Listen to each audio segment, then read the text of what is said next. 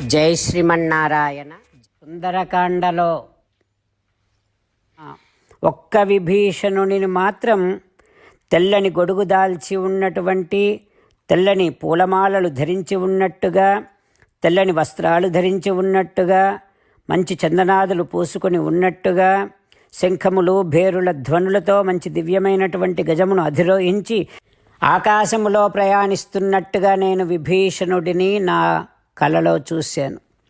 ఓ రాక్షస వనితల్లారా, ఇంకా లంకలోని గుర్రాలు, రథాలు, ఏనుగులు, లంకానగరపు గోపురాలు, ద్వారాలు అన్నీ విరిగి ధ్వంసమై సముద్రములో మునిగిపోయినట్టుగా చూశాను.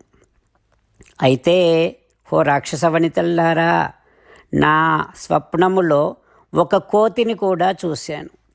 రామస్య దూతేన వానరేణ, రామదూత అయినటువంటి ఒక వానరుడిని చూశాను. మహాబలశాలి అయినటువంటి ఒక వానరుడిని చూశాను. ఆ వానరుడొక్కడే ఈ లంకనంతటినీ తగలబెట్టటం చూశాను. ఆ రకంగా నా కలలో ఈ లంక అంతా తగలబడి భస్మమైపోయినట్టుగా చూశాను. ఓ రాక్షస వనితల్లారా, అందుకని మీరు ఇక వెంటనే ఇక్కడి నుండి వెళ్ళిపోండి. త్వరలోనే సీతాం ఆప స రాఘవ, శ్రీరామచంద్రుడు వచ్చి సీతమ్మను పొందుతాడు. ఆయన కోపానికి ఈ రాక్షసులంతా బలి అవుతారు. ఆయనకు సీతమ్మ అంటే ప్రియాం బహుమతాం భార్యాం, సీతమ్మ అంటే చాలా ఇష్టం. అట్లాంటి తనకు ఇష్టమైనటువంటి సీతమ్మను మీరు బెదిరించారు, భయపెట్టారు అని తెలిస్తే రాముడు సహించడు సుమా అంటూ త్రిజట రాక్షస వనితలందరికీ తన స్వప్నాన్ని గురించి తెలియచేస్తుంది. త్రిజట సీతమ్మను భయపడుతూ ఉండేటటువంటి రాక్షస వనితలందరికీ తన స్వప్నాన్ని చెప్పి ఇంకా ఇలా అంటుంది: ఓ వనితల్లారా, మీరు ఇంతవరకు సీతమ్మతో అన్నటువంటి కఠినమైనటువంటి మాటలు ఇక చాలు. ఇక నుండైనా మంచిగా మాట్లాడండి సీతమ్మతో.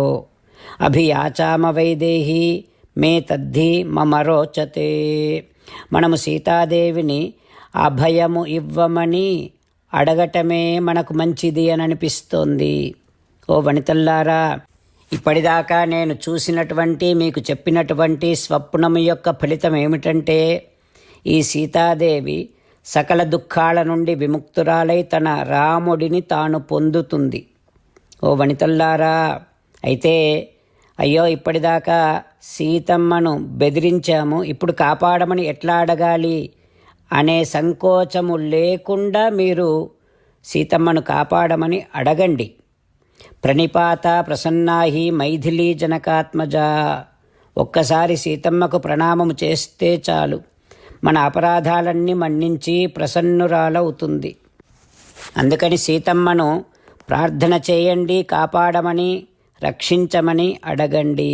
ఓ వనితల్లారా, ఏ రకంగానైనా సరే రాముడు రాక్షసులను మాత్రము వదలడు. సీతమ్మను ప్రసన్నము చేసుకుంటే వచ్చేటటువంటి ఉపద్రవాల నుండి ఈ సీతాదేవి మనను కాపాడగలదు. ఓ వనితల్లారా, అంతేకాకుండా ఇప్పుడు సీతమ్మ ఇంత దుఃఖంలో ఉన్నా కూడా ఈమె ఇంకా దుఃఖాల పాలవుతుంది అని ఏ సూచన నాకు ఆమె శరీరంలో కనిపించటం లేదు.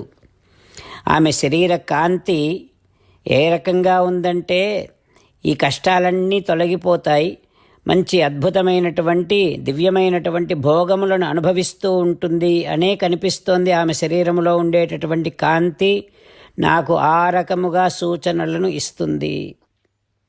రామచంద్రులను మనసారా ధ్యానము చేస్తూ పరమదయాలువు పరమశివుడు చెప్పిన పరమపావన రామనామాన్ని చెబుతూ మనము రామనామ గానము చేస్తూ ఉంటే అదిగో సీతారామచంద్రులు, పార్వతీ పరమేశ్వరులు, ఆంజనేయస్వామి, సకల దేవతలు, పితృదేవతలు, మహర్షులు, ఆచార్యులు, భాగవతోత్తములు అందరూ మనని చూసి ఆనందముతో అనుగ్రహిస్తున్నటువంటి దృశ్యాన్ని భావన చేస్తూ నోరారా రామనామగానము చేద్దాం.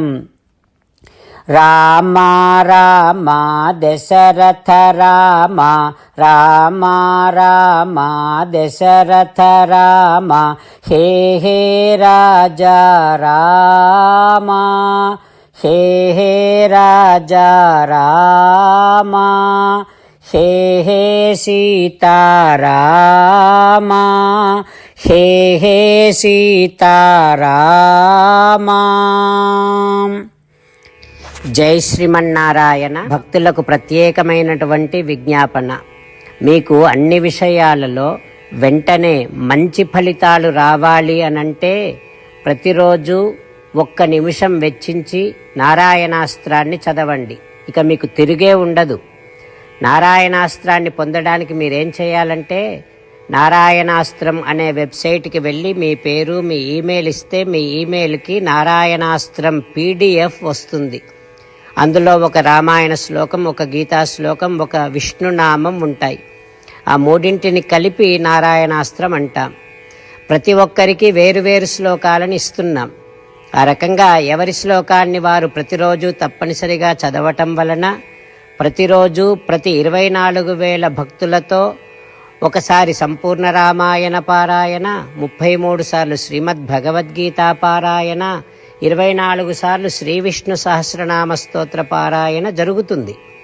ప్రతి ఒక్కరికి అంతటి విశేష ఫలితము ప్రతిరోజు లభిస్తుంది. అందుకని మీరు మీ కుటుంబ సభ్యులు అందరూ ఒక్కొక్కరు ఒక్కొక్క నారాయణాస్త్రాన్ని వెంటనే పొందండి.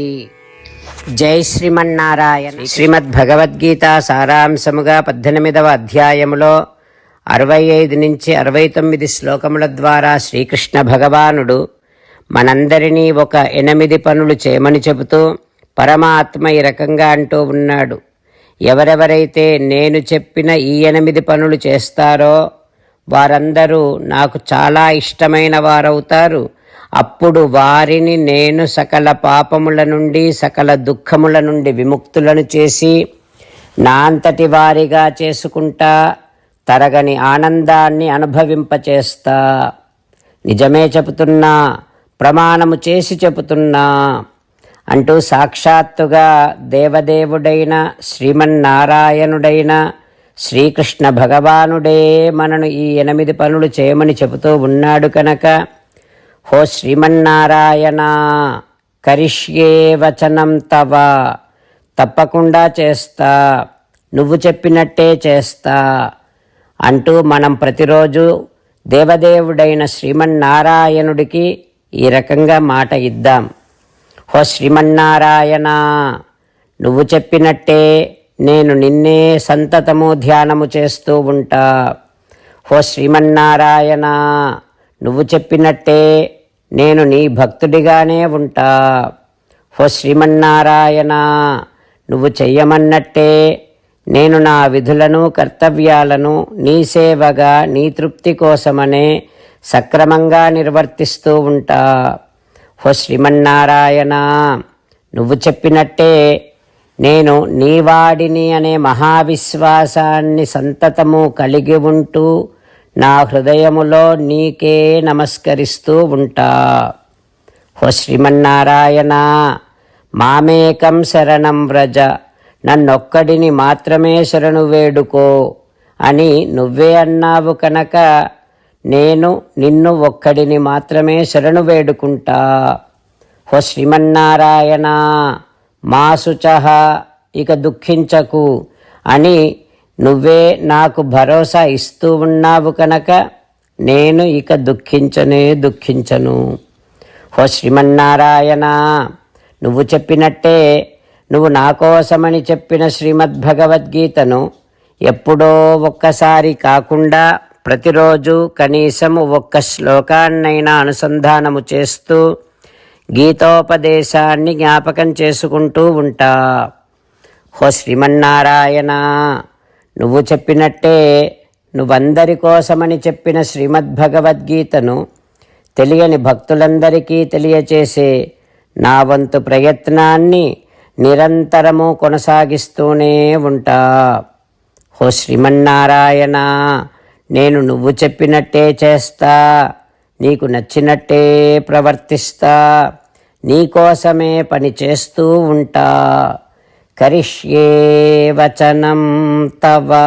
సర్వం శ్రీకృష్ణార్పణమస్తు. జై శ్రీమన్నారాయణ.